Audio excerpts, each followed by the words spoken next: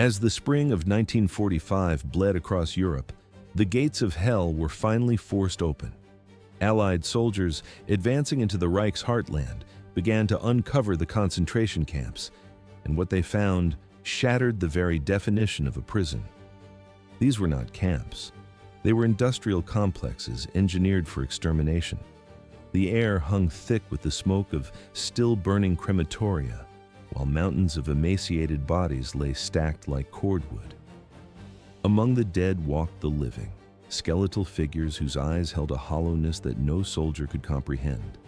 But in the first chaotic hours of freedom, a different kind of horror unfolded, one born not of systematic cruelty, but of raw, explosive vengeance. With no orders given and no trials convened, the liberated prisoners turned on their tormentors. A wave of retribution washed over the camps as Nazi guards and their brutal collaborators were hunted down. Some were lined against walls and shot. Others were beaten to death with bare hands and improvised weapons, their pleas for mercy swallowed by the roar of reclaimed humanity. At Dachau, Buchenwald, and Bergen-Belsen, American soldiers often stood as silent witnesses to this grim justice. Some simply looked away, their inaction a form of silent consent. Others actively enabled the executions, offering a weapon or a blind eye. It was a brutal, spontaneous reckoning, a chapter of the war that would be quietly erased for decades. In the final spring of the war, a strange quiet fell over the crumbling heart of the Third Reich. As Allied armies pushed deep into Germany, they were advancing not just toward victory, but toward a discovery that would redefine the very meaning of the conflict, and forever scar humanity's understanding of itself. On the 29th of April, near the Bavarian city of Dachau, units of the American 7th Army came upon what they first assumed was just another prison camp. But before they even reached the gates, they were stopped by a silent freight train frozen on a siding. Inside its cars lay the bodies of some 2,000 people, tangled together in the final stages of decay. The sight alone was enough to stun men who had endured 500 days of brutal combat across Europe. But it was the smell, a dense, sickly sweetness that invaded everything, clinging to their uniforms, their skin, and lodging itself permanently in their memory. It was a presence that defied comprehension. Passing through the gates was not an act of combat, but a descent into the inexplicable. Skeletal figures draped in striped rags emerged from the gloom, their bodies stripped of all dignity. They shuffled forward on dragging feet, reaching for the soldiers who represented an impossible promise of life, many weighing less than 40 kilos. Some collapsed before they could speak, others could not even stand. From a corner of the compound, 3 men approached under a white flag, a Swiss Red Cross official flanked by 2 SS members, offering the formal surrender of the complex. Behind them, more than 30,000 souls still clung to life amidst starvation and disease. Barracks built for a few hundred were crammed with over 1,000 each, and between the buildings lay the bodies of those who had not survived to see this day. The soldiers moved deeper, discovering torture rooms, chambers piled high with corpses, and crematoria that were still warm to the touch. The very order of the place, its cold functionality, revealed a terrifyingly rational system. Every corner seemed meticulously designed for the sole purpose of industrializing dehumanization, of engineering a world without hope. Nothing in their military training had prepared them for this. They were taught to fight enemy soldiers, not to uncover evidence of mechanized extermination. In that moment, the line between a surrendered enemy and a perpetrator of unimaginable crimes simply dissolved.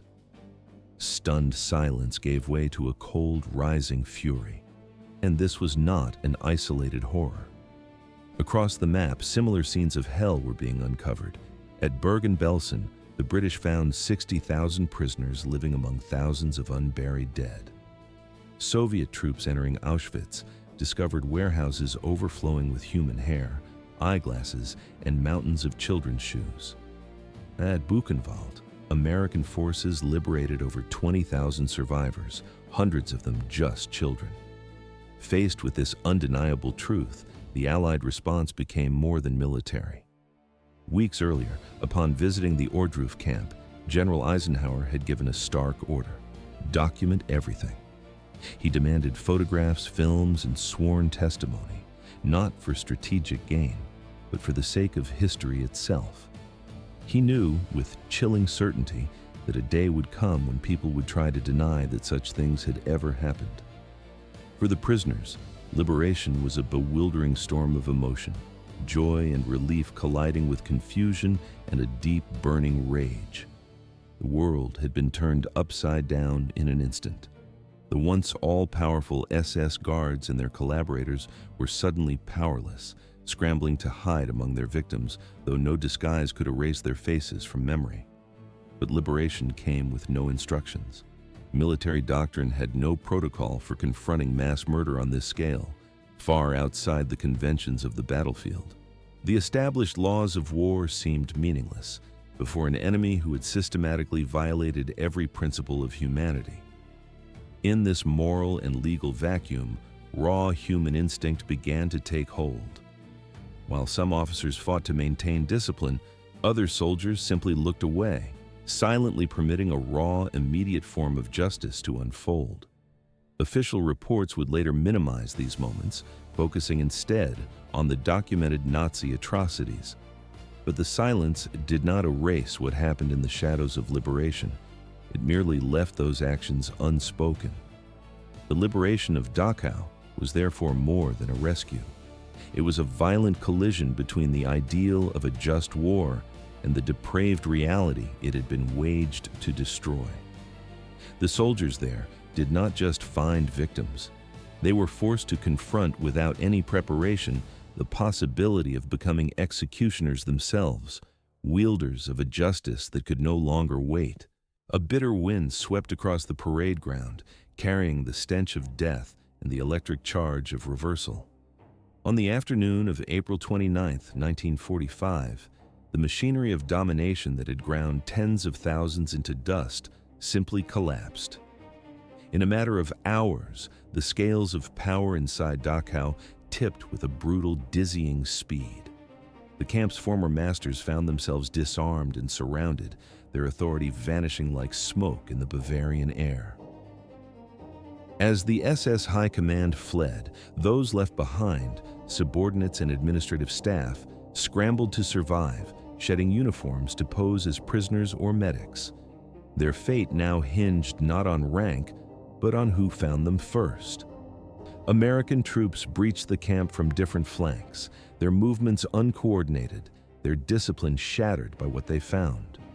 Each turn revealed a new circle of hell, heaps of emaciated bodies, the crematoria still warm, the vacant eyes of dying children. With every step, numb shock hardened into a cold, burning indignation. Near the hospital, a walled yard used for coal storage became a holding pen for some 50 captured SS men. While the battalion commander, a seasoned combat officer, briefly withdrew to coordinate operations, the tension in the yard reached its breaking point. In his absence, the simmering rage would finally boil over. The sharp chatter of a machine gun suddenly tore through the air, directed at the German prisoners. When the officer rushed back, he found several bodies slumped against the wall, a scene of chaos he immediately moved to contain.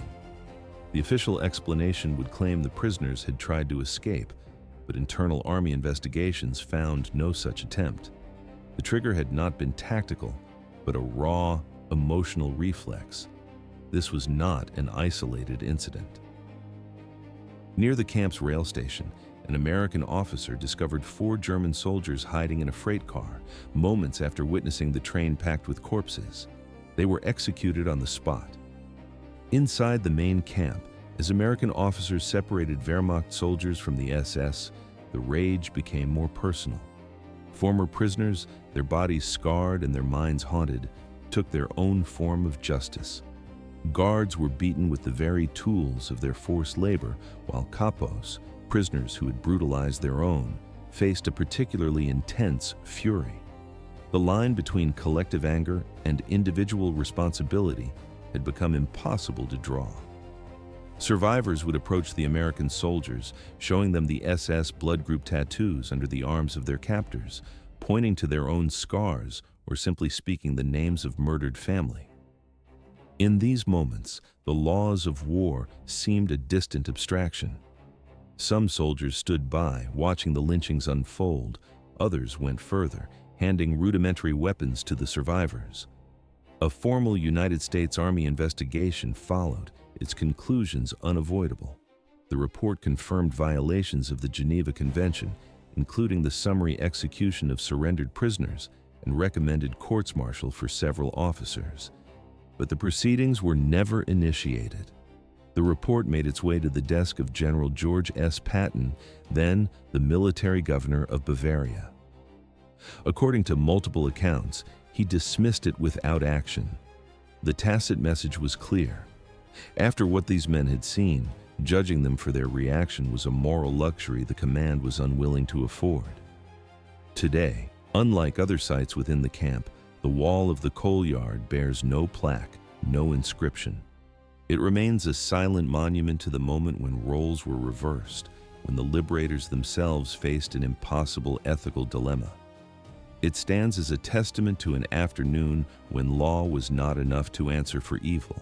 A strange quiet fell over the wire fences, a silence thick with disbelief. When the gates of Dachau were opened on the 29th of April, 1945, the prisoners did not run or cheer. Years of conditioning had taught them that hope was a lethal indulgence, and liberation at first felt like just another illusion. Only when they saw the guards disarmed and understood the Allied soldiers were real did the dam finally break. The brutal SS-imposed hierarchy of the camp dissolved in an instant, leaving a vacuum where long-suppressed emotions erupted. A tidal wave of relief gave way to grief, and grief curdled into a furious, unstoppable rage. This rage found its voice not in tears, but in action. The first to fall were the capos, those prisoners who had been granted control over their fellow inmates. Though prisoners themselves, many had embraced their delegated power with a viciousness that earned them privileges at the expense of others. Their fall was as swift as their cruelty had been constant. Dragged from barracks and exposed in the roll call square, they were beaten with the very tools of the camp's labor, or hung from improvised gallows. Unlike the German guards, their proximity to the victims made the retribution deeply, horribly personal. Some died in frenzied groups, others were taken into the shadows of night, their sentences carried out without witness or trial. SS guards who had shed their uniforms and tried to melt into the prisoner population were hunted next. But some details could not be shed so easily. A telltale tattoo beneath an arm, a face etched into memory, a story that did not align. They were found, unmasked, and executed with whatever lay at hand.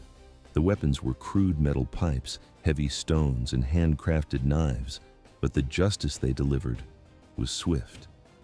American soldiers found themselves caught in the maelstrom. Some tried to intervene, to impose order, and prevent the lynchings that unfolded before their eyes. But many others, grasping the horrific context of the scene, simply averted their gaze.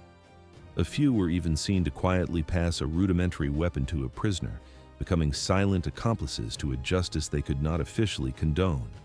Yet, not all of the violence was pure, spontaneous rage. In certain corners of the camp, political prisoners with administrative experience convened makeshift courts. Testimonies were heard, charges were leveled, and sentences were declared against known collaborators. The executions were rapid, but they were not random. It was an attempt to find a sliver of dignity in the heart of chaos. This thirst for immediate justice was not confined to Dachau. In Buchenwald, a clandestine resistance network had already prepared lists, and as the Nazis retreated, the prisoners seized control and applied their own expedited sentences. Even in Bergen-Belsen, where British forces maintained a tighter grip, scores were settled under the cover of darkness. It was a shared logic. the desperate act of reclaiming power in the very spaces where humanity had been systematically stripped away. The reactions among Allied soldiers were a mosaic of confusion and understanding. Doctors, chaplains, and officers recorded in their diaries a profound disturbance, yet an inability to condemn what they were witnessing. Some even confessed a preference for this raw form of justice, believing it helped restore a man's sense of self to decide the fate of his own tormentor.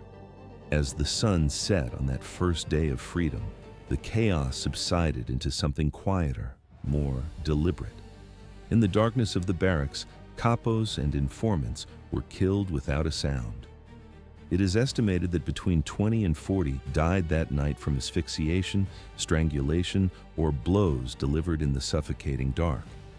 The following dawn brought a fragile calm and the beginnings of a structured military administration.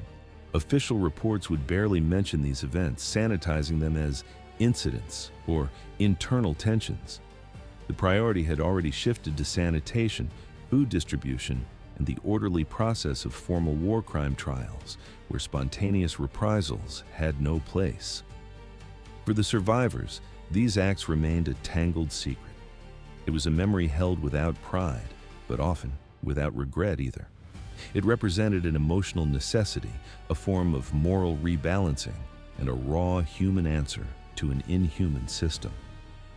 These moments would linger in a blurred margin of history, never fully exposed, but never entirely erased. In the ruins of the Reich, justice was not always delivered by a court of law. The fury that erupted at Dachau was not an isolated storm.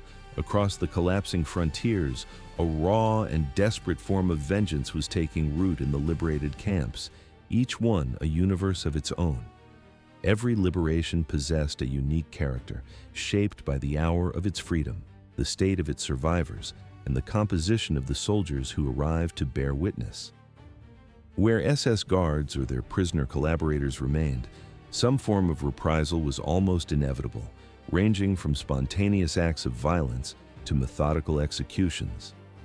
At Ohrdruf, a subcamp of Buchenwald, American forces from the 4th Armored Division arrived on April 4, 1945, to find the first Nazi camp liberated on German soil.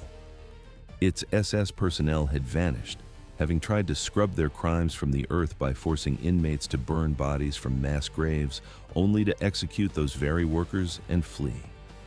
But their escape was not guaranteed. Civilians captured several SS men who had shed their uniforms and hidden among the local populace, turning them over to the Americans, or, in some cases, directly to the former prisoners. Fragmentary accounts tell of at least 7 guards being beaten to death, their bodies left as a grim monument at the camp entrance.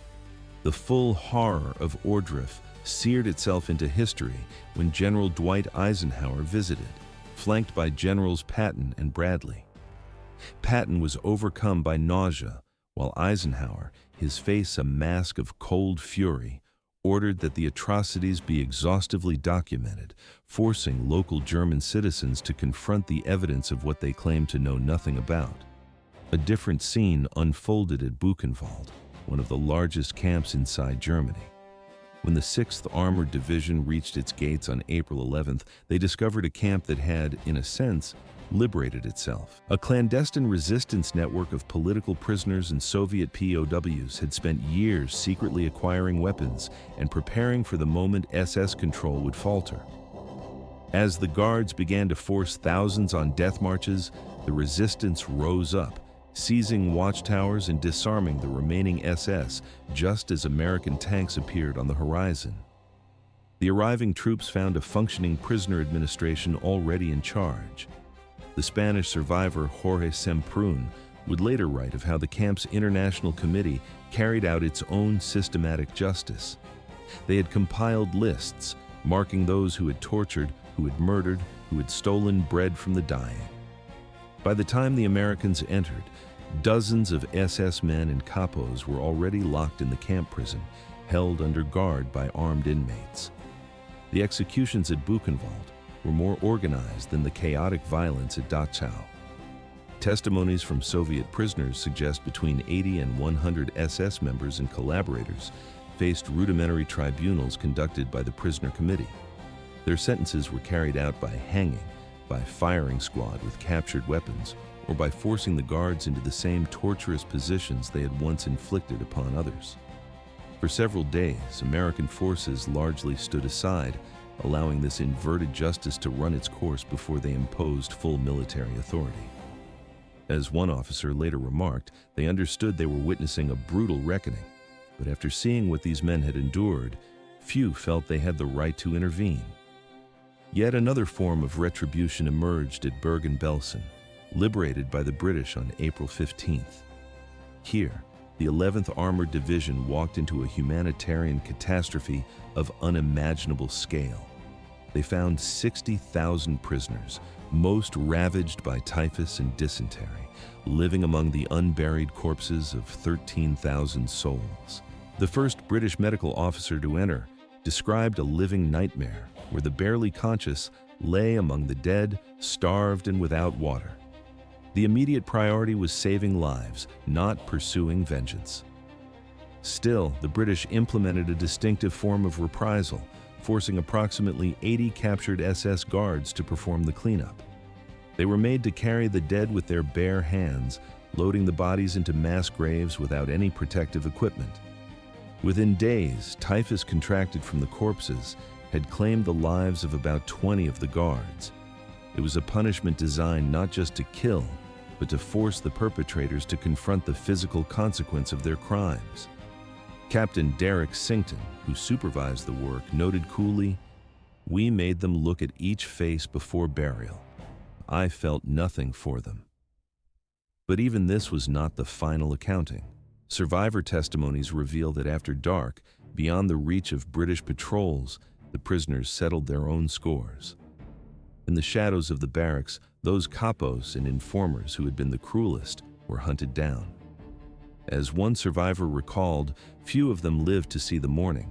In the void left by a fallen regime, the first hours of freedom were not silent.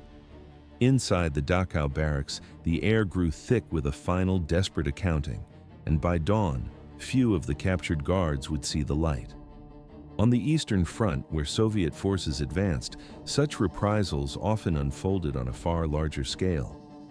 When the Red Army liberated Majdanek in July of 1944, authorities actively encouraged survivors to identify their tormentors, publicly hanging those who were captured. North of Berlin, at Sachsenhausen, Soviet troops initially stood back, allowing prisoners to settle their own scores before military control was finally imposed. Perhaps the most chilling instance took place near Lviv, at the Yanovska camp, where Soviet soldiers intercepted several dozen guards fleeing west.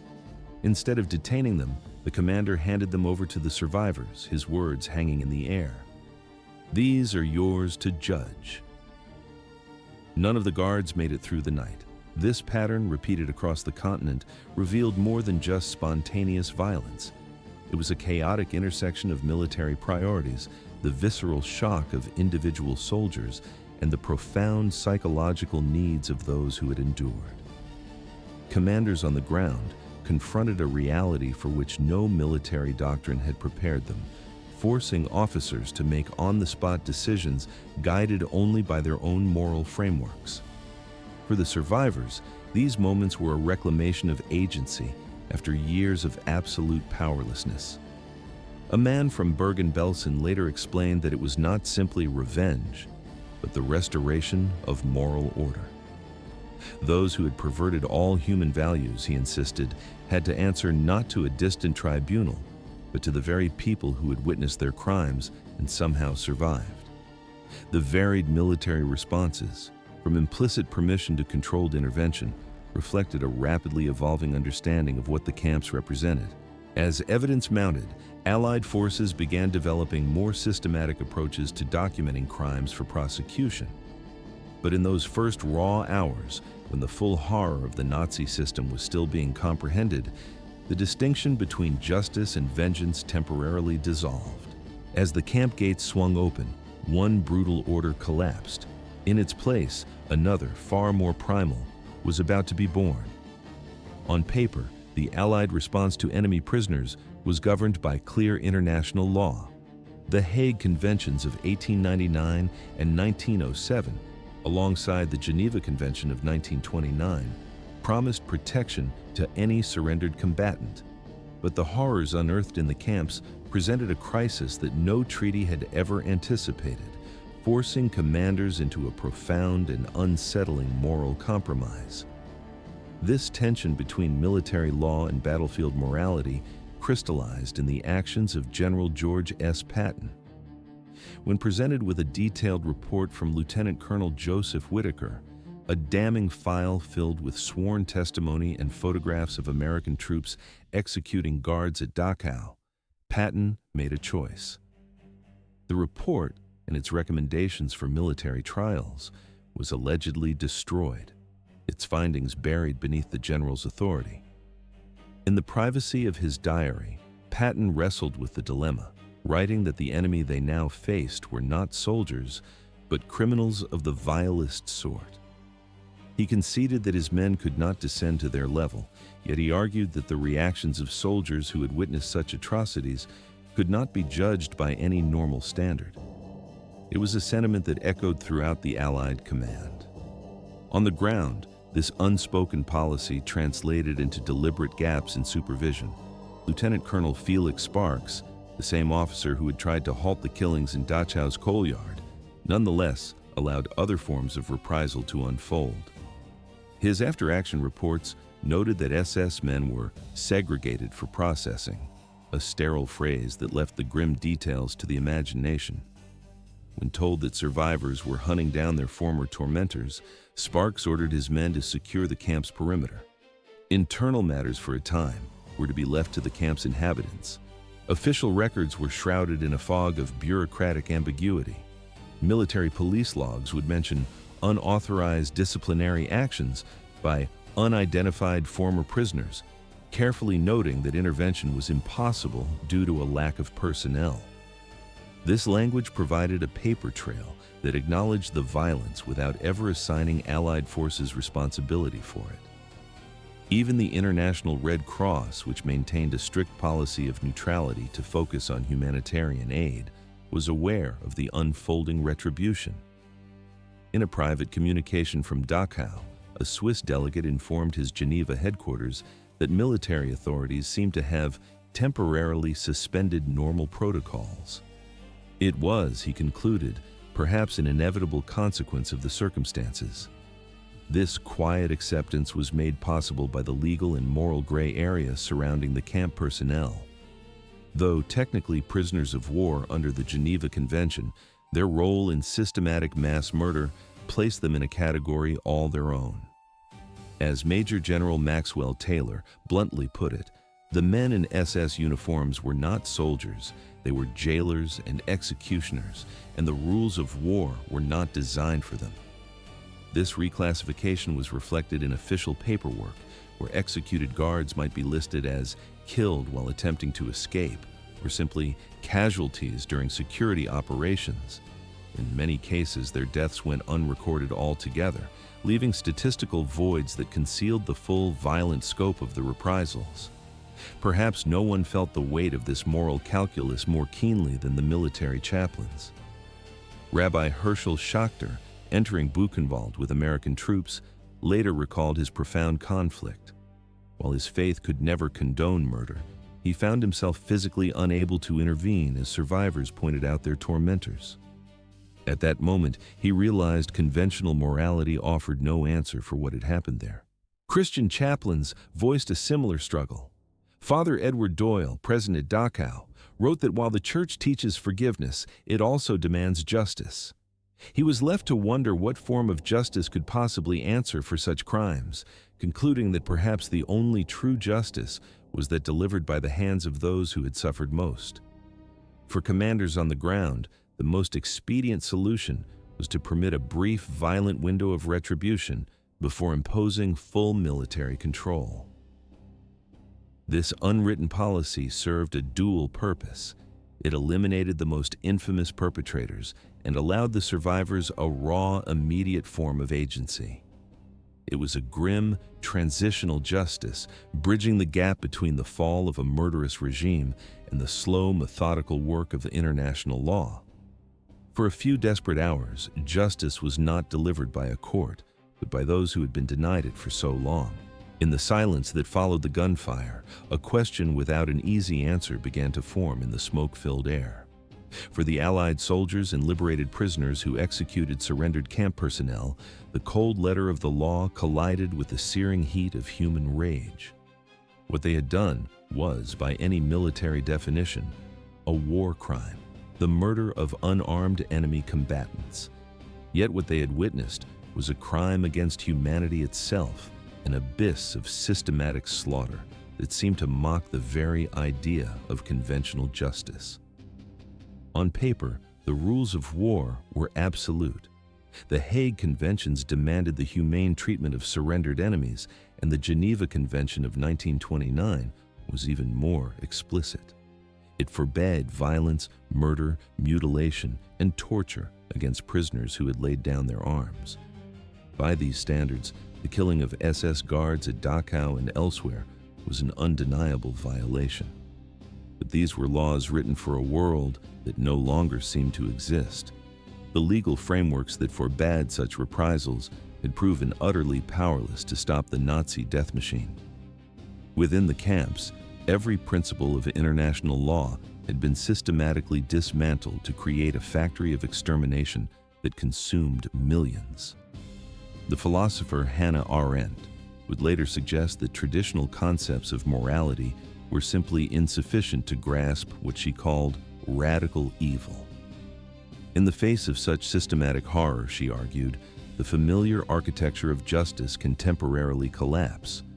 For the survivors who took part in these acts of retribution, abstract legal principles were a distant abstraction.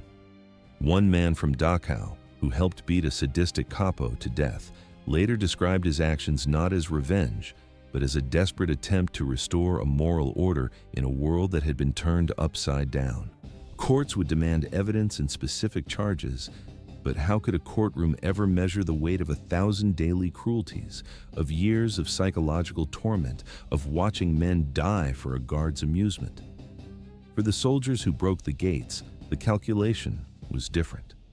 These were men trained to honor military law, yet they found themselves questioning its very foundations in the shadow of gas chambers and ovens.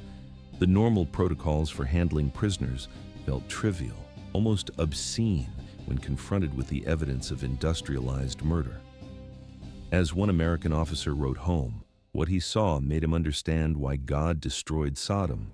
Some evils are so profound they cannot be allowed to exist.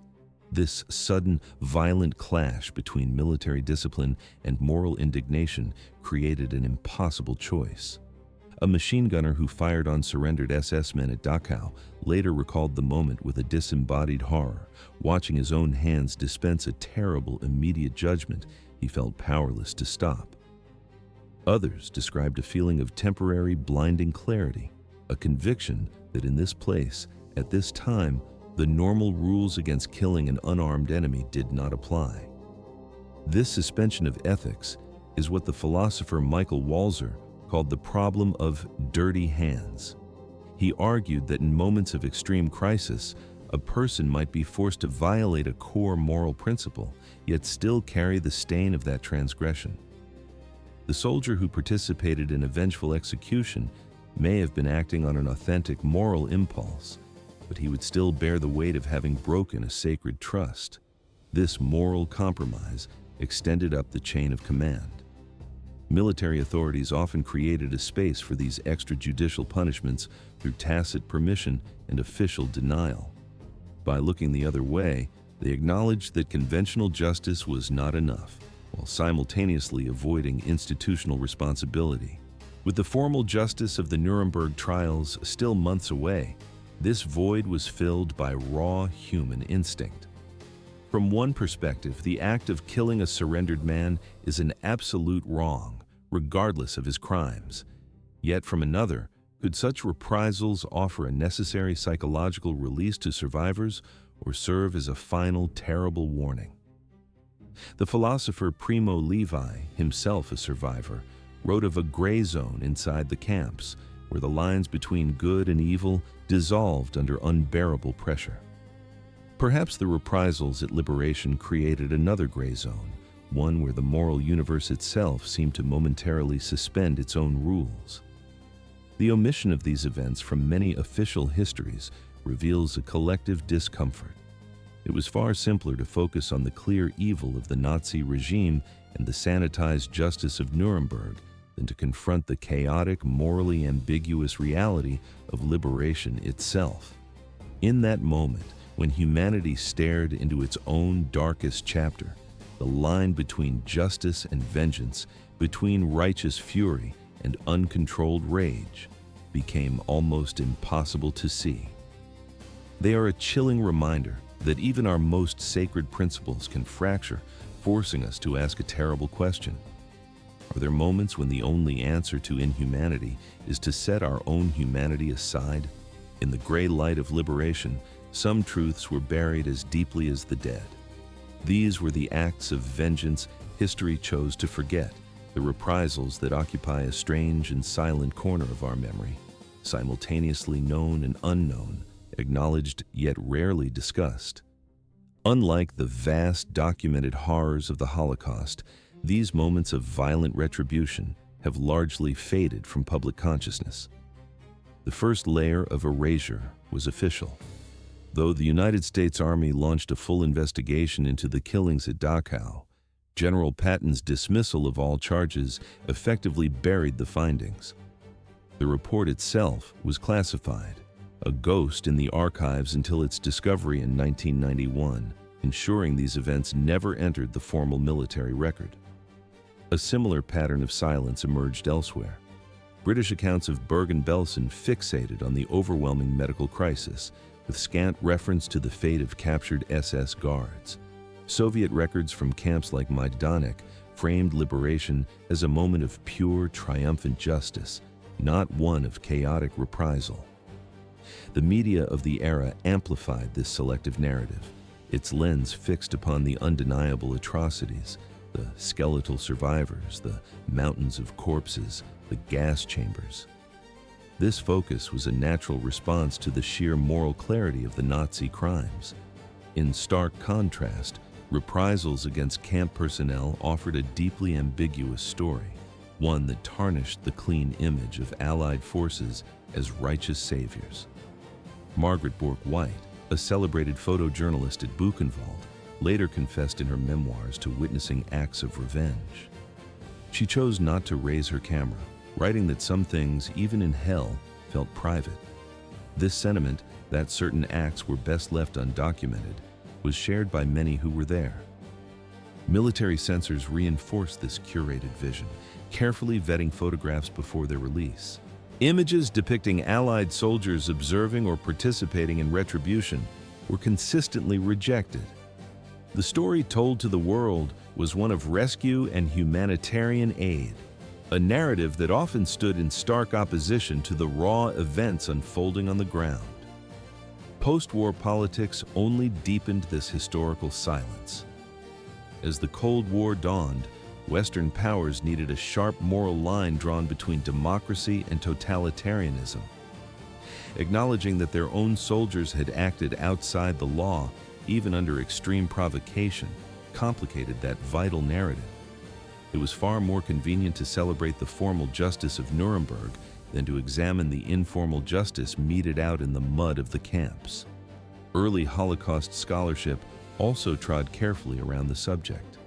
The primary academic mission was to document the vast machinery of Nazi evil and comprehend its origins. The reactions of survivors during liberation, including revenge, were often seen as secondary to that monumental task. Many historians were also wary of providing material that could be twisted by Holocaust deniers. This caution created what one historian has called zones of silence, aspects of the past that, while not denied, were never integrated into the wider story. The reprisals were one such zone. Military historians, for their part, largely sidestepped these episodes. The immense literature on World War II operations typically casts camp liberations as humanitarian footnotes, not as the complex moral and psychological battlegrounds they were. Standard unit histories for the 45th Infantry Division at Dachau or the British 11th Armored Division at Bergen-Belsen detail the discovery of atrocities but rarely explore how soldiers responded to what they found. The cumulative effect was a historical vacuum, leaving these incidents to appear as isolated aberrations rather than a recurring pattern of human response to inhuman cruelty. In recent decades, however, a more nuanced understanding has begun to emerge. Historians are now weaving these difficult truths into the broader narrative of liberation and its aftermath. Holocaust museums have started to present more complex perspectives, acknowledging the full spectrum of survivor experiences, from resilience to resistance to reprisal. Most powerfully, the archived testimonies of survivors themselves, collected by institutions like the Shoah Foundation, have brought these moments to light. As the generation that endured the camps has aged, many have chosen to speak with a new frankness about events once deemed too controversial to share.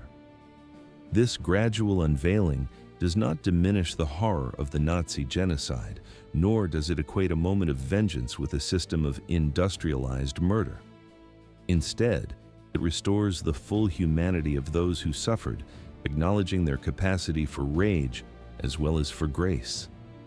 As the survivor Primo Levi wrote, "We are not saints. To deny our complexities is to deny what was learned in the camps."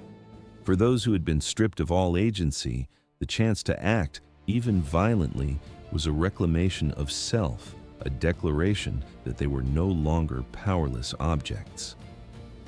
75 years later, we can perhaps finally look upon these events without fear, understanding that moral certainties often fracture in the face of absolute evil.